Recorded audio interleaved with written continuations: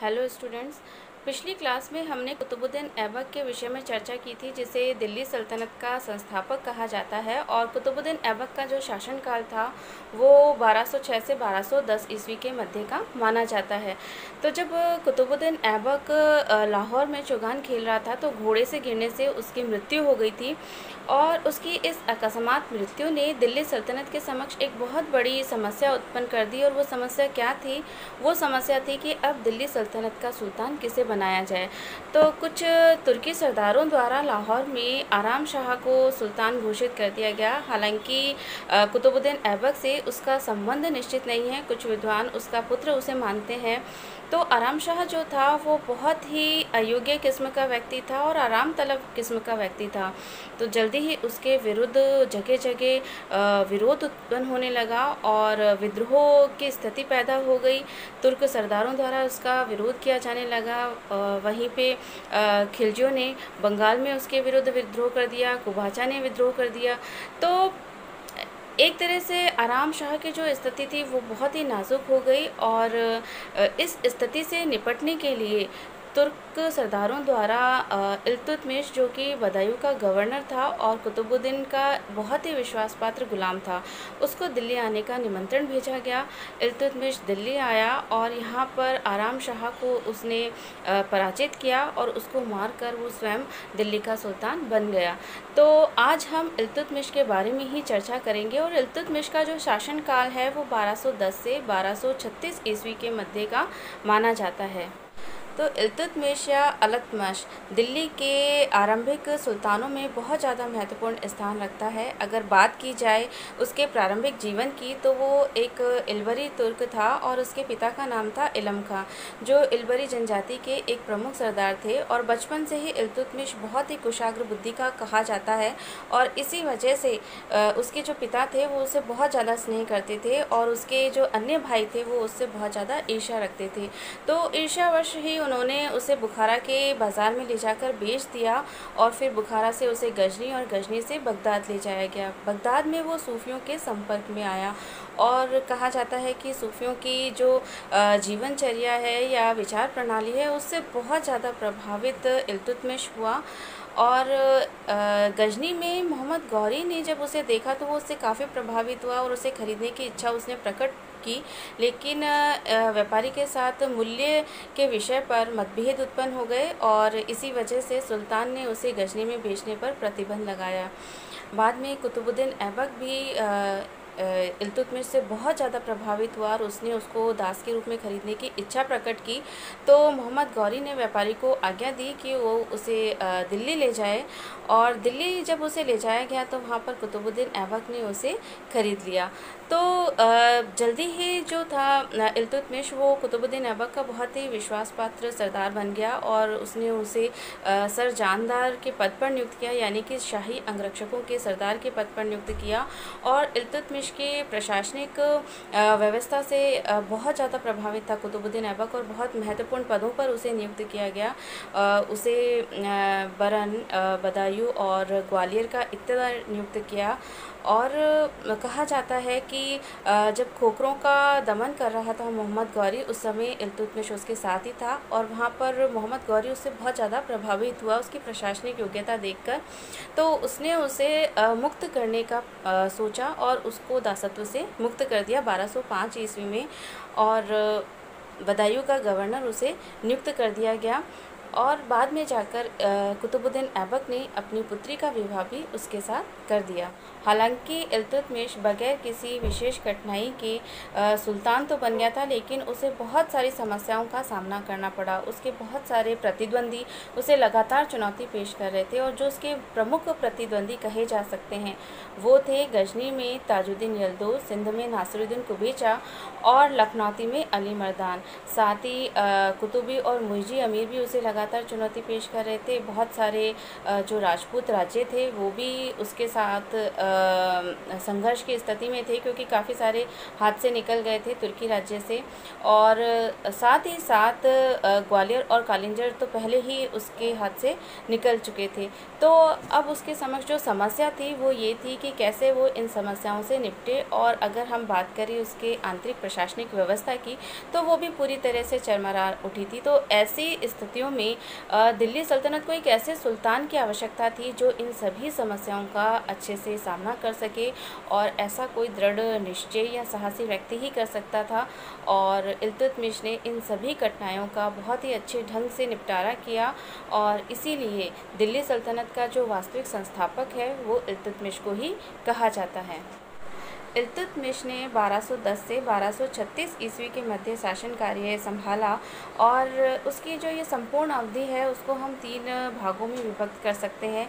जो पहला चरण कहा जा सकता है वो है 1210 से 1220 ईस्वी के मध्य का, और इस अवधि में जो उसका मुख्य कार्य रहा वो रहा अपने सभी विरोधियों की शक्ति का पूर्ण रूप से दमन करना। दूसरा चरण उसके शासनकाल का जो कहा जा सकता है वो है 1227 ईस्वी के मध्य का, और ये बहुत ही महत्वपूर्ण चरण माना जा सकता है, क्योंकि इस समय दिल्ली सल्तनत को मंगोल आक्रमणों का भय सता रहा था। तो इल्तुतमिश का जो महती कार्य था इस अवधि में वो ये था कि उसने दिल्ली सल्तनत की मंगोल आक्रमणों से पूरी तरह से सुरक्षा की। तीसरा चरण जो हम उसका मान सकते हैं शासन का, वो माना जा सकता है 1228 से 1236 ईस्वी के मध्य का, और इस अवधि में इल्तुतमिश ने अपनी शक्ति का विस्तार किया और अपने प्रशासनिक संगठन की तरफ ध्यान दिया। इल्तुतमिश ने अपने शासन के प्रथम चरण में सबसे पहले अपने विरोधियों का सामना करने का सोचा, और इस समय जो उसका सबसे ज़्यादा मुख्य प्रतिद्वंदी कहा जा सकता है वो था ताजुद्दीन यल्दुज, जो कि गजनी में शासन कर रहा था। तो मध्य एशिया में इस समय ख्वारिज़्म शाह अपनी शक्ति बढ़ा रहा था, और उसने ताजुद्दीन यल्दुज को गजनी से भागने पर विवश किया। तो ताजुद्दीन यल्दुज वहाँ से भागकर लाहौर आ गया, और लाहौर पर उसने अपना अधिकार जमा लिया, और धीरे धीरे उसने पंजाब पर भी अधिकार कर लिया। और ताजुद्दीन यल्दुज ने अब दिल्ली सल्तनत पर अधिकार जमाने का सोचा, और इसी वजह से इल्तुतमिश को उसका दमन करना पड़ा। और इल्तुतमिश ने फिर तराइन के युद्ध में उसको पराजित किया और उसे मार दिया। तो इस तरह से हम कह सकते हैं कि एक मुख्य प्रतिद्वंदी को इल्तुतमिश द्वारा समाप्त कर दिया गया। इल्तुतमिश का जो दूसरा मुख्य प्रतिद्वंदी कहा जाता है वो है नासिरुद्दीन कुबाचा। तो नासिरुद्दीन कुबाचा जो था वो लाहौर का शासक था, और जब ताजुद्दीन यल्दुज ने लाहौर पर अधिकार कर लिया तो उसे वहाँ से भागना पड़ा। जब यल्दुज मारा गया तो पुनः नासिरुद्दीन कुबाचा ने लाहौर पर अपना नियंत्रण स्थापित कर लिया। तो वो जब अपना प्रभाव क्षेत्र बढ़ा रहा था तो इल्तुतमिश को से खतरा महसूस होने लगा, और उसने उसकी शक्ति का दमन करने के लिए 1217 ईस्वी में लाहौर की तरफ प्रस्थान किया और लाहौर को विजित कर लिया, और कुबाचा को वहाँ से फिर भागना पड़ा। तो हालांकि कुबाचा के हाथ से लाहौर निकल गया था, लेकिन उसकी शक्ति पूरी तरह से ख़त्म नहीं हुई थी। और जब इल्तुतमिश मंगोलों में व्यस्त था तो इस स्थिति का फ़ायदा उठाकर कुबाचा फिर से लाहौर को अपने नियंत्रण में स्थापित करना चाहता था।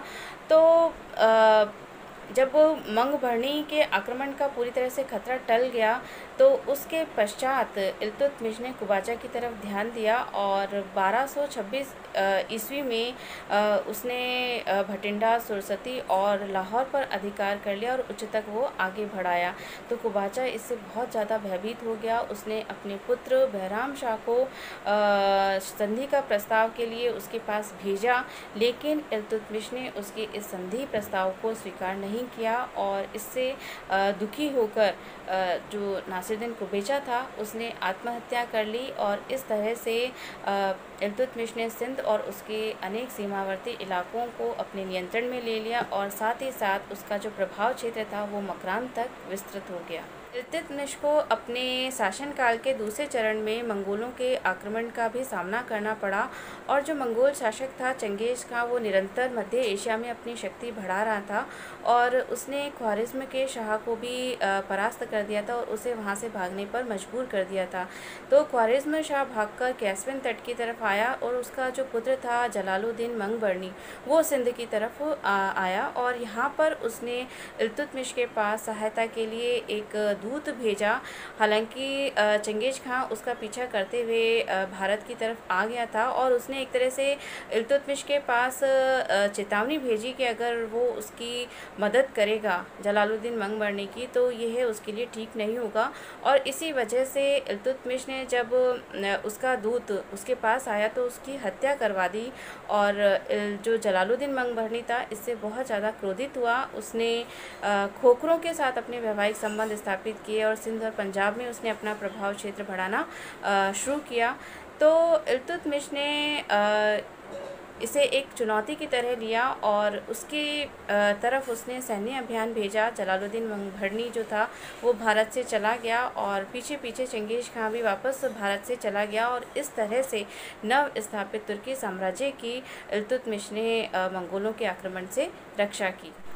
अपने प्रारंभिक प्रतिद्वंदियों को समाप्त करने के पश्चात और मंगोल आक्रमणों से अपने राज्य की सुरक्षा करने के पश्चात इल्तुतमिश ने अब सारा ध्यान अपने राज्य के विस्तार और उसके सुदृढ़ीकरण की तरफ लगाया और सबसे पहले उसने बंगाल की तरफ ध्यान दिया, क्योंकि ऐबक की मृत्यु के पश्चात फैली अव्यवस्था का फ़ायदा उठाकर बंगाल में अली मर्दान ने अपनी स्वतंत्र सत्ता घोषित कर दी थी। बाद में हुसामुद्दीन ऐबक खिलजी बंगाल का शासक बन गया था और उसने अली मर्दान को मार दिया था और वो धीरे धीरे अब अपना दक्षिणी बिहार पर भी प्रभाव स्थापित कर रहा था और उसने जाजनगर, कामरूप, बंग, तिरहुत यहाँ से उसने कर वसूला।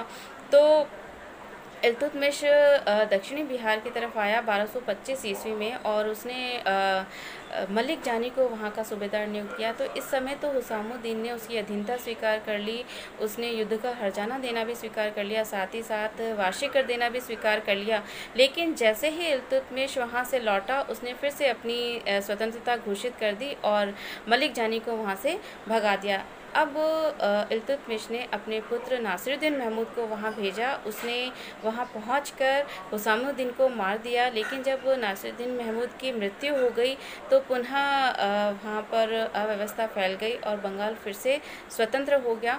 तो अब 1230 ईस्वी में इल्तुतमिश ने फिर से बंगाल पर आक्रमण किया, वहाँ पर शांति व्यवस्था कायम की और अलाउद्दीन जानी को बंगाल का गवर्नर उसने नियुक्त किया। इल्तुतमिश ने अब राजपूत राज्यों की तरफ ध्यान दिया, क्योंकि उन्होंने अपनी स्वतंत्रता घोषित कर ली थी और साथ ही साथ उन्होंने सल्तनत को कर देना भी बंद कर दिया था। तो लगातार वो इल्तुतमिश को चुनौती पेश कर रहे थे। तो सबसे पहले इल्तुतमिश द्वारा 1226 ईस्वी में रणथंबोर को जीता गया। उसके पश्चात उसने जालोर, अजमेर, बयाना, ग्वालियर, नागौर आदि राज्य पर भी अपना अधिकार जमाया। उसने 1233 ईस्वी में कालिंजर पर भी आक्रमण किया और वहाँ पर सफलता प्राप्त की। हालांकि ये जो सफलता थी वो स्थायी नहीं थी और उसने 1233 से 35 के मध्य नागदा, मालवा, उज्जैन और भिलसा यहाँ पर भी आक्रमण किए और उन्हें लूटा। उसने गुजरात पर भी आक्रमण किया, लेकिन वो उसे जीतने में सफल नहीं हो पाया। अब इल्तुतमिश द्वारा दोआब की तरफ ध्यान केंद्रित किया गया, क्योंकि यहाँ पर भी बहुत सारे राज्यों ने अपनी स्वतंत्रता घोषित कर ली थी और उन्होंने कर देना भी बंद कर दिया था। तो इल्तुतमिश ने बदायूं, कन्नौज, बनारस, रुहेलखंड, अवध, चंदावर और तिरहुत पर फिर से अधिकार किया। उसने विद्रोही राज्यों को कर देने के लिए विवश किया। इन राज्यों की गतिविधियों पर नियंत्रण स्थापित करने के लिए उसने यहाँ पर एक सेना भी नियुक्त कर दी और इन सैनिक अभियानों के कारण जहाँ सल्तनत की स्थिति बहुत ज़्यादा सुदृढ़ हुई, वहीं उसकी सीमा का भी बहुत ज़्यादा विस्तार हुआ और दोआब पर आर्थिक और प्रशासनिक नियंत्रण भी स्थापित किया गया। इल्तुतमिश ने पश्चिमोत्तर सीमांत प्रांत की सुरक्षा की तरफ भी ध्यान दिया और इस क्षेत्र में खोखरों को दबाने और वहाँ पर शांति व्यवस्था स्थापित करने के लिए उसने सेना को भेजा। सेना ने सियालकोट, जालंधर और नंदन पर अपना अधिकार स्थापित किया और वहाँ पर शांति स्थापित की। लेकिन इस अभियान के दौरान 1236 ईस्वी में इल्तुतमिश की मृत्यु हो गई। अगर हम बात करें इल्तुतमिश के राज्यकाल की प्रमुख घटनाओं की, तो उसके राज्यकाल की एक प्रमुख घटना कही जा सकती है बगदाद के खलीफा से उसके पद के लिए वैधानिकता प्राप्त करना, क्योंकि दिल्ली का स्वतंत्र सुल्तान बनने के बाद भी उसकी स्थिति तब तक सुदृढ़ नहीं कही जा सकती थी जब तक वो बगदाद के खलीफा से अपने पद के लिए वैधानिकता प्राप्त ना कर ले। तो जब उसने बगदाद के खलीफा से इसके लिए स्वीकृति मांगी, तो बगदाद का जो खलीफा था, अब्बासी खलीफा, वो उसके कार्यों से बहुत ज़्यादा प्रसन्न था और उसने 1229 में अपने दूतों के मार्फत उसको वैधानिकता प्रदान कर दी और उसको नासिर अमीर उल मोमिनीन की उपाधि दी गई, जिसका मतलब था मुसलमानों का प्रधान तथा खलीफा का सहायक। तो इसकी वजह से इल्तुतमिश की जो प्रतिष्ठा थी वो बहुत ज़्यादा बढ़ गई और उसकी स्थिति काफ़ी सुदृढ़ हो गई। अब हम बात करते हैं इल्तुतमिश की प्रशासनिक व्यवस्था की, जिसके फलस्वरूप ही जो नवगठित तुर्की राज्य था वो बहुत ही सुदृढ़ स्थिति में पहुंचा और प्रशासन के क्षेत्र में इल्तुतमिश द्वारा बहुत सारे क्रांतिकारी सुधार किए गए। अब तक जो प्रशासनिक स्वरूप था वो एक तरह से सैनिक व्यवस्था पर ही आधारित था और जब भी कोई नया क्षेत्र विजित किया जाता था वहाँ पर सैनिक अधिकारियों की नियुक्ति कर दी जाती थी। वही लोग वहाँ पर राजस्व वसूला करते थे और शांति व्यवस्था बनाने का काम भी करते थे। तो ये जो व्यवस्था थी वो दोषपूर्ण थी, क्योंकि प्रजा का शासक से सीधा संबंध नहीं होने के कारण प्रजा की सहानुभूति शासक के साथ नहीं हुआ करती थी और साथ ही साथ अगर कोई सैनिक अधिकारी बहुत ज़्यादा महत्वाकांक्षी होता तो उससे भी शासक को खतरा उत्पन्न होने की संभावना थी। तो इल्तुतमिश ने अब इस प्रशासनिक व्यवस्था को बदलने का निश्चय किया। इल्तुतमिश द्वारा अपनी शक्ति को सुदृढ़ करने के लिए और अपनी स्थिति को मजबूत बनाने के लिए प्रशासन के क्षेत्र में बहुत सारे सुधार किए गए और सबसे पहले उसने अपने जितने भी विरोधी अमीर थे उनको अपने पदों से हटा दिया और उसका जो सबसे महत्वपूर्ण कार्य था वो था उसके जो 40 गुलाम थे उनको लेकर उसने एक दल बनाया जो इतिहास में चरगान या तुर्का चालीसा के नाम से प्रसिद्ध है। तो जितने भी महत्वपूर्ण प्रशासकीय पद थे उन पदों पर उसने इन्हीं 40 गुलामों को नियुक्त किया। साथ ही साथ अन्य भी जितने भी महत्वपूर्ण प्रशासकीय पद थे उन पर योग्यता अनुसार अन्य अमीरों को उसने नियुक्त किया। तो एक तरह से उसने योग्यता को देखते हुए भारतीय और तुर्की अमीरों में भेद नहीं किया और इससे इल्तुतमिश की जो स्थिति थी वो बहुत ज़्यादा सुदृढ़ हो गई और उसने एक तरह से ईरानी राजतंत्र के जो सिद्धांत थे उनको प्रतिपादित करने का प्रयास किया भारत में और साथ ही साथ उसने उत्तराधिकार की जो व्यवस्था थी वो भी यहाँ पर लागू की और उसने अपना जो वैध उत्तराधिकारी था वो रजिया को नियुक्त किया, एक तरह से मनोनीत किया। तो हम कह सकते हैं कि यहाँ पर इल्तुतमिश ने पुत्र और पुत्री में विभेद नहीं किया और योग्यता अनुसार ही उसने अपनी पुत्री को सबसे योग्य माना और उसे अपना उत्तराधिकारी मनोनीत किया। ये इल्तुतमिश का जो अन्य महत्वपूर्ण योगदान रहा वो था अपने राज्य में इक्तेदारी व्यवस्था को लागू करना। उसने अपने संपूर्ण राज्य को अनेक छोटी छोटी इकाइयों में बांट दिया और इन्हें इक्ता कहा जाने लगा और इन इक्ताओं में उसने अपने अधिकारी नियुक्त किए जिन्हें इक्तेदार कहा जाता था या मुक्ता या वली भी इनको कहते थे। तो इक्तेदारों की भी बहुत सारी श्रेणियां थी और बड़े प्रांतों के जो इक्तेदार थे उनको बहुत सारे अधिकार प्राप्त थे, उन्हें सैनिक, पुलिस और न्यायिक अधिकार प्राप्त थे और छोटे प्रांतों के जो इक्तेदार थे उन्हें केवल सैनिक अधिकार ही प्राप्त थे। तो इन इक्तेदारों का जो मुख्य कार्य हुआ करता था वो लगान वसूली का था और साथ ही साथ अपने इक्ताओं में शांति और सुरक्षा व्यवस्था स्थापित करने का था। ये इक्तेदार जो लगान वसूलते थे उसमें से अपने खर्च की राशि अपने पास रख लिया करते थे और बाकी की जो राशि हुआ करती थी जिसे फवाजिल कहा जाता था उसे राजकोष में ये लोग जमा कर देते थे। और इक्तेदारी व्यवस्था की फलस्वरूप जो प्रांत थे उन पर केंद्र का नियंत्रण पूरी तरह से स्थापित हो गया और इनका समय समय पर स्थानांतरण भी हुआ करता था। हालांकि बाद में जाकर इक़्तिदारों की बहुत सारी दुर्बलताएं सामने आईं, लेकिन इल्तुतमिश के शासनकाल में इक्ता व्यवस्था ने उसकी स्थिति को बहुत ही सुदृढ़ कर दिया था। इल्तुतमिश द्वारा अपने न्यायिक व्यवस्था और सैन्य व्यवस्था में भी बहुत सारे सुधार किए गए। और बात की जाए उसकी सैन्य व्यवस्था की, तो उसने अपनी सेना का शाही स्वरूप निर्धारित किया और उसने योग्य सैनिकों को नियुक्त किया। और एक बहुत बड़ा परिवर्तन हमें इस समय देखने को मिलता है कि उसने सैनिकों को नकद वेतन के बदले जागीर देने की व्यवस्था निर्धारित की। हालांकि बाद में जाकर इस व्यवस्था की बहुत सारी दुर्बलताएं प्रकट हुई, लेकिन तत्कालीन समय में उसकी इस व्यवस्था ने उसे योग्य सैनिकों की वफादारी प्रदान की। अगर बात की जाए उसकी न्यायिक व्यवस्था की, तो उसने दिल्ली और प्रमुख नगरों में काजी नियुक्त किए और इन काजी के फैसलों के विरुद्ध जो अपील थी वो प्रधान काजी से की जा सकती थी, लेकिन जो सर्वोच्च न्यायाधीश हुआ करता था उस समय वो था सुल्तान स्वयं, और वो सदैव जनता के हितों को ध्यान रखकर ही अपना निर्णय दिया करता था। दिल्ली सल्तनत के लिए पहली बार मुद्रा प्रणाली का गठन इल्तुतमिश द्वारा ही किया गया और उसने भारत में 2 नए सिक्के प्रारंभ किए, टंका और जीतल। टंका जो था वो चांदी का सिक्का था और उसका वजन हुआ करता था 175 ग्रेन, और जीतल जो था वो तांबे का सिक्का था। एक टंके में 48 जीतल हुआ करते थे।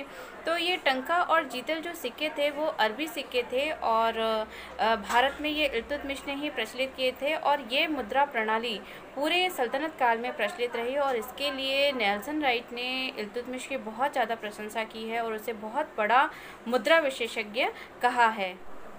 यदि इल्तुतमिश के कार्यों की समीक्षा की जाए तो हम उसे गुलाम वंश या भारत में दिल्ली सल्तनत का वास्तविक संस्थापक कह सकते हैं और ये कहा जा सकता है कि उसने कुतुबुद्दीन ऐबक के अधूरे कार्यों को पूर्ण किया। जिस समय मध्य एशिया में मंगोल आक्रमणों के फलस्वरूप एक एक करके राज्य अपनी स्वतंत्रता खो रहे थे, उस समय इल्तुतमिश द्वारा न केवल नवगठित तुर्की राज्य की रक्षा की गई बल्कि उसका विस्तार भी किया गया। इल्तुतमिश न केवल योग्य वीर कुशल सेनापति कहा जा सकता है बल्कि वो एक योग्य प्रशासक भी था और साथ ही साथ वो एक न्यायप्रिय शासक भी था। उसने साहित्य और कला को भी संरक्षण प्रदान किया। उसने अपने पुत्र नासिरुद्दीन महमूद की याद में एक मकबरा बनवाया दिल्ली में, जो कि सुल्तानगढ़ी के नाम से प्रसिद्ध है। और साथ ही साथ उसने दिल्ली में शम्से हौज के नाम से एक तालाब का भी निर्माण करवाया। उसने कुतुबुद्दीन ऐबक द्वारा प्रारंभ की गई कुतुब मीनार का भी निर्माण कार्य पूर्ण करवाया। तो हम ये कह सकते हैं कि भारत में मुस्लिम प्रभुसत्ता का वास्तविक श्री गणेश इल्तुतमिश के द्वारा ही